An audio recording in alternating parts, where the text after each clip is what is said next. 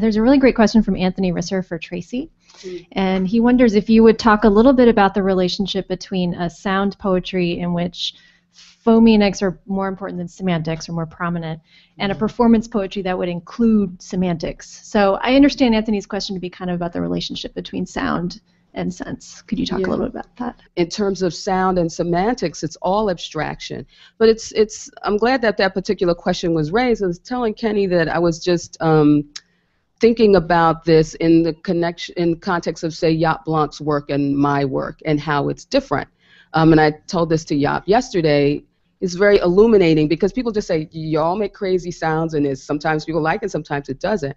But I think in some weird way, I'm more conservative than, say, Jaap or Kurt Schwitters, because I have a very particular narrative goal and focus with my sound poetry that's not really open to interpretation. It's open to improvisation, but it's not that open to interpretation. When I do The Mrs. Gets Her Ass Kicked, it's about a woman getting her ass kicked. Are you going to do that tonight, maybe? Maybe.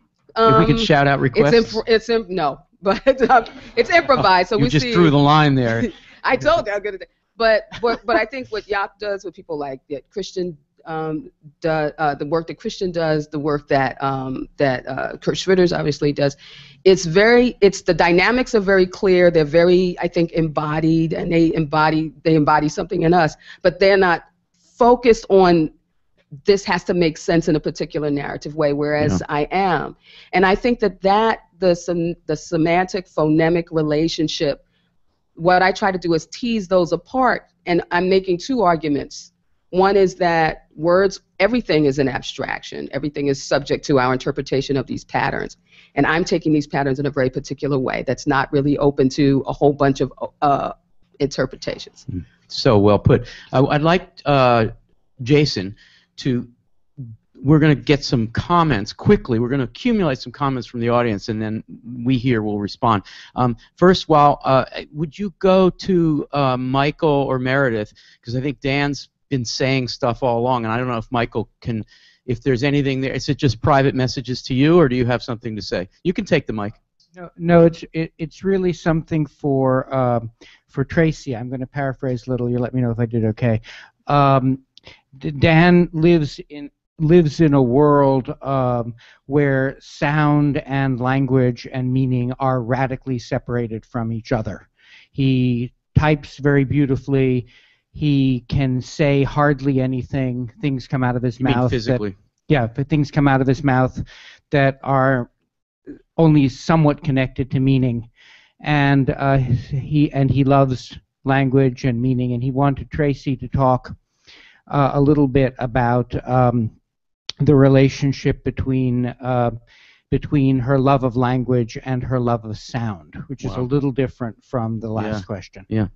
This is Dan here. Dan, Tracy, Dan Bergman, Tracy Morris. Hi, Dan. I can't see you because there's a big camera in the way. Yeah. Oh, hi. How you doing? Yeah, I think that's a great question. It implies, by the way, that Daniel really likes the work that we studied of yours. Yeah, and if he didn't, that would be also okay, because it's meant to be disturbing, you know. Well, like this special word there. Yeah, that's true. I love the way you use your voice. Oh, well, thank you. Is that what Dan said?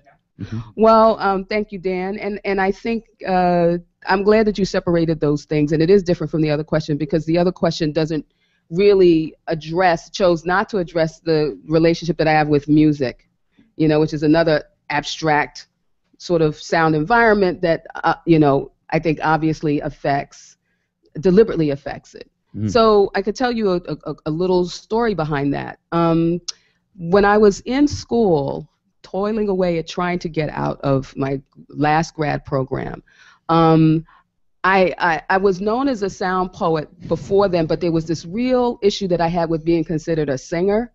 First of all, it's like I'm a black woman singer. It's like, hello, not Aretha Franklin. Like this whole level of cultural weight that I just I can't, you know. So there was that, but there was definitely a reference to sound and song.